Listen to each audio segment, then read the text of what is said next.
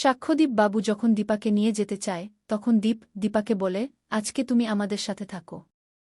সাক্ষ্যদীপবাবু বলে, আপনি আজকে এখানেই থাকুন। এই বলে তিনি সেখান থেকে সূর্যদের বাড়ি যায় রূপাকে আনতে। তারপর সোনাকে উপহার দিয়ে রূপাকে সেখান থেকে নিয়ে চলে যায়।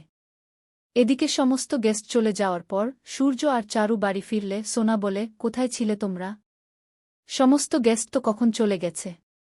চারু বলে, আমরা আসলে ঘুরতে গিয়েছিলাম, এত দেরি হয়ে যাবে আমরা বুঝতে পারিনি। তখন সোনা বলে, তোমরা যদি একসঙ্গে ছিলে তাহলে তো নিশ্চয়ই ছবি তুলেছ। আমাকে সেই ছবি দেখাও। সূর্য বলে, আমরা এখন টায়ার্ড, এসব কথা পরে হবে।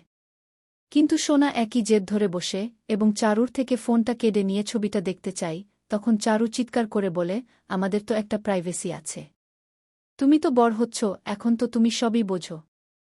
এদিকে জয় দীপাকে বলে, সাক্ষ্যদীপবাবু খুবই ভালো মানুষ। আজকে তুমি যখন বিপদে পড়লে উনি সব কিছু ছেড়ে দিয়ে আমাদের সাহায্য করতে এলো। যেটা আমার দাদার করার কথা ছিল সেটা উনি করলেন। দীপা বলে, এতে সূর্যের কোনো দোষ নেই। তখন জয়কে ফোন করে টাকা চাইলে জয় বলে, কিছুদিনের মধ্যেই আপনাদের সব টাকা দিয়ে দেব। দীপা তখন বুঝতে পারে জয় অনেক ধার দেনাতে জড়িয়ে পড়েছে।